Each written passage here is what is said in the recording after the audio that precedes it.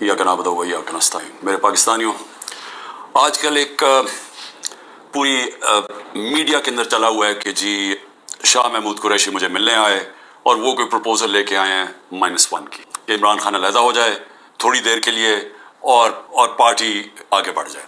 तो मैं अब सबके लिए, पहले तो शाह महमूद कोई इस तरह की प्रपोजल नहीं लेके आए, और बातचीत हुई कि उनके जेल में टाइम गुजरा, किसी से मिले, हमारे कई लोग थे जो उनसे मिलने आए, तो वो सबकी बातचीत हुई और फिर आगे हमने करना क्या है। लेकिन मैं आप सबको ज़रा समझाना चाहता हूँ कि दो तरह की पॉलिटिक्स है, ये आपने बड़ा ज़रूरी समझना है, क्योंकि एक पॉलिटिक्स में ये -1 चलता है। वो कौन सी पॉलिटिक्स है? उसको पावर पॉलिटिक्स कहते हैं। वो पॉलिटिक्स होती है इक़्तिदार की पॉलिटिक्स। वो पॉलिटिक्स है कि अगर इमरान खान प्राइम मिनिस्टर बनना चाहे, अच्छा जी अभी इस्टेब्लिशमेंट मेरे से नाराज़ है, चलो मैं थोड़ा पीछे हो जाता हूँ, पार्टी को आगे कर देता हूँ, कोई डील कर लेता हूँ, कोई समझौता कर लेता हूँ, और उसके बाद फिर आगे जाके देखेंगे कि अभी किसी और के हवाले कर दूँ तो वो उसके बाद फिर मेरी बारी आ जाएगी। इसको पावर पॉलिटिक्स कहते हैं। दूसरी पॉलिटिक्स है जो मैं पॉलिटिक्स कर रहा हूँ 27 साल से, वो पॉलिटिक्स है जो कायदे आज़म की पॉलिटिक्स थी। वो पॉलिटिक्स वो है जो कि मिशन की पॉलिटिक्स है, कोई वो ज़ात की पॉलिटिक्स नहीं है।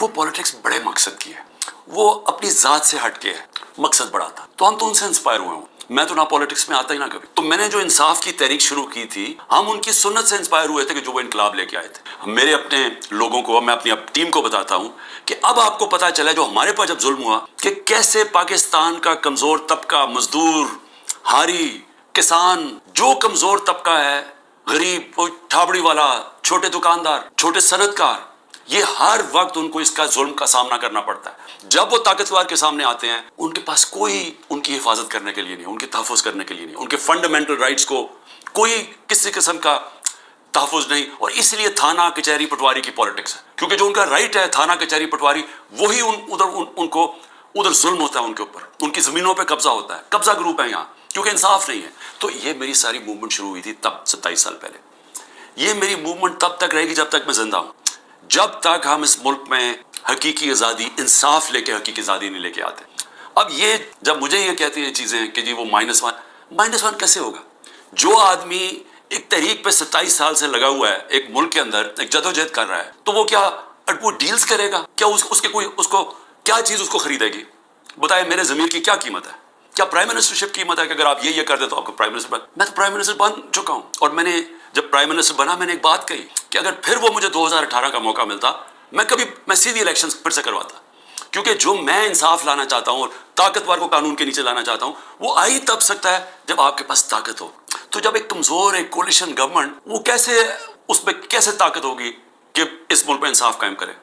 तो मैंने इसलिए बार बार मैंने कहा, मेरे से जब लोगों ने पूछा कि आपने क्या गलती की, मैंने कहा मैंने गलती ये की कि मुझे शुरू में इलेक्शन करवा देने चाहिए थे, और कमज़ोर गवर्नमेंट से मैं वो इस्लाहत जो लाना चाहता था वो नहीं ला सकता था। तो अब मैं आपको बताऊं कि जिस तरह की हरकतें हो रही हैं मेरे लोगों के ऊपर, मैं इसलिए ये आपके सामने रखना चाहता हूं कि आज़ाद माशरों के अंदर ये नहीं हो सकता। ये सिर्फ गुलामों को होता है। ये सिर्फ फ़िरौन ऐसी हरकतें करता था लोगों के ऊपर दहशत फैलाने के लिए, जो आज हमारे पे हो रहा है। और मैं सारे पाकिस्तानियों को कहना चाहता हूँ, जो इस वक्त ये PDM वाले भी बैठे हुए हैं, ये जो आप तमाशा देख रहे हैं, ये याद रखें कि ये आज हमारे पे जुल्म हो रहा है, ये जुल्म आपके ऊपर भी होगा। जब एक मुल्क के सारे इंसाफ के इदारों को, जब उनको इस्तेमाल किया जाता है, हुकूमती इदारों को इस्तेमाल किया जाता है एक पार्टी को ख़त्म करने के लिए और उनके लोगों के ऊपर दहशत फैलाने के लिए, तो ये सिस्टम फिर जाता नहीं है। कोई भी संभाल के ये सिस्टम सब अगर आज हमारे हकूक नहीं, अगर हमारे फंडामेंटल राइट्स नहीं है, तो ये अब कल आपके भी नहीं होंगे। फंडामेंटल राइट्स तो एक कौम की हिफाजत होते हैं ना, इनको ह्यूमन राइट्स कहते हैं।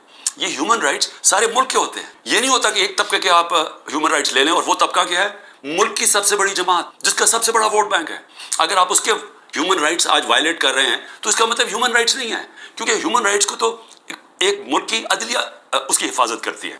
तो हमारी अदलिया के तो कुछ होता ही नहीं है। हमारी अदलिया में तो सुप्रीम कोर्ट कहता है इलेक्शन होगी 14 मई को आइन के मुताबिक, गवर्नमेंट परवाही नहीं करती, तो गवर्नमेंट आगे क्यों इलेक्शन? यानी ये तो इसका मतलब कि इस वक्त ताकत की हुक्मरानी आ गई, क्योंकि जब आप आइन से बाहर निकल गए तो कानून से बाहर निकल गए, उसके मतलब जो ताकतवर चाहे वो करेगा, तो ये सारे मुल्क को इफेक्ट करेगा। ये तबाही सारे मुल्क पे आ रही है। तो हमारे लोगों को, जो मुझे सिर्फ अफसोस ये है कि कोई फर्क नहीं किया जा रहा। जो तहरीक इंसाफ का है और जो वो खड़ा होकर कहने के लिए तैयार नहीं है लीडरशिप में से कि मैं पार्टी छोड़ रहा हूँ, उसके ऊपर हर किस्म का जुल्म हो रहा है। उनकी बिजनेसेस बंद कर रहे हैं, उनके फैमिलीज तक पहुंच गए हैं, उनके बच्चों तक पहुंच गए हैं, हर किस्म की ब्लैकमेल, रात को घुस जाते हैं घरों में, घर तबाह करके रख देते हैं, लूट लेते हैं घरों को डाका मारा जाता है, जो मिलता है उसको पकड़ के ले जाते हैं, अगर वो सारे तो छुपे हुए हैं, उनके रिश्तेदारों को पकड़ के ले जाते हैं। ये तो बदतरीन दुनिया की डिक्टेटरशिप्स में, यानी वो निज़ाम जिनकी दुनिया मिसाल देती है, हिटलर का जर्मनी, स्टालिन का रशिया, सोवियत यूनियन, ये उन खौफनाक जुल्म के निज़ामों में इस तरह की चीज़ें होती थी जो आज हमारे ऊपर हो रही। मेरे पास आलिया हमजा की बेटियां हैं, मैंने कल उनको मिला, 3 बेटियों को, 1 महीने से उसको बंद किया हुआ आलिया हमजा। क्या उसका कसूर है? उसका वालिद वो मेरे पास आए, उन्होंने बताया कैसे घर में घुस के इन्होंने सारी चीजें तोड़ दी, उनकी टीवी तोड़ दी, 2 आदमी उन्होंने लाठियां पकड़ी थी, जो चीज आए तोड़ के चले गए, जो चीज 2-3 अच्छी चीजें पसंद आई उठा के ले गए। तो ये कौन से मुल्क में होता है? ये गुलाम मुल्कों में लोगों को गुलाम बनाने के लिए ये हो रहा है, ये आजाद कौमों में नहीं होता। और ये जिस तरफ हम जा रहे हैं, ये जो जुल्म कर रहे हैं, सिर्फ और सिर्फ खौफ फैला के समझ रहे हैं कि ये पार्टी टूट जाएगी, और कई लोग चले भी गए। लेकिन क्या अब मेरे से पूछे कि क्या मुझे इससे कोई फर्क पड़ रहा है? 150 से ऊपर केसेस कर दिए, कत्ल का केस आखिरी कर दिया मेरे ऊपर, मुझे 19 बेलें लिए मैंने एक दिन में, ये दुनिया का रिकॉर्ड है। उसके बाद 4 घंटे नैब में बैठा हूँ, 4 घंटे नैब ने मेरे से वो जो सवाल पूछे, मैं चैलेंज करता हूँ कि किसी अदालत के अंदर कभी भी ये केस की कोई अहमियत हो जाए। कोई केस ही नहीं है, कैबिनेट का फैसला है, सारी कैबिनेट ने फैसला किया। अब ये दिखाना था कि मुझे उससे कोई जाती फायदा हुआ। क्या अलकायदा जो पहला बन चुकी थी, शुरू हो गई थी यूनिवर्सिटी, क्या वो एक ट्रस्ट है? वहाँ गरीब घरानों के बच्चों को मुफ्त तालीम मिल रही है सीरत नबी पे और ये जो टेक्नोलॉजी के ऊपर, और वो ट्रस्ट है जिसने शौकत खानम है। मुझे उससे क्या फायदा है? 1 रुपया नहीं दिखा सकते मुझे क्या फायदा हो, ना ही हो। किसी ट्रस्ट से किसी को फायदा नहीं हो सकता, ट्रस्ट डीड में लिखा हुआ है।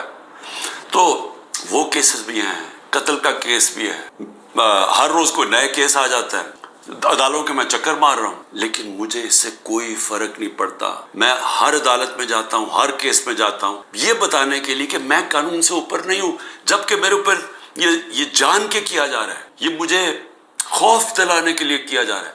मैं ये आज कहना चाहता हूँ कि या इससे ये सारे केसेस करें, और इस केसेस में क्योंकि किसी अदालत में कोई सजा नहीं हो सकती, मिलिट्री कोर्ट्स सेटअप किए हैं, अप्रूवर ढूंढे जा रहे हैं, जो कहे कि जी इमरान खान ने हमें कहा था कि वो कोर कमांडर का घर जलाओ, ये कहेंगे, उनमें से कोई अप्रूवर आ जाएंगे, मुझे मिलिट्री कोर्ट में ले जाएंगे, सजा हो जाएगी, मुझे कोई फर्क नहीं पड़ेगा। जो आदमी एक मिशन, जो 22 साल स्ट्रगल करके, जो अगर 22 जिसके पास सब कुछ था, कोई जरूरत नहीं थी 22 साल स्ट्रगल करने की, अगर वो आज 27 साल के बाद अगर किसी का ख्याल है कि मैं जेल से डर जाऊंगा, या जो भी है, जो 2.5 कातलाने हम 2 मेरे ऊपर हमले हो चुके हैं कत्ल करने के लिए, एक मुझे वक्त पे पता चल गया तो मैंने टीवी पे बता दिया कि क्या करने जा रहे थे, तो उससे क्या फर्क पड़ेगा? जो कातलाना हमले से नहीं डरता तो वो किससे और डरेगा? लेकिन उससे भी ज्यादा घटियापन मेरी बहनों तक पहुंच गए हैं।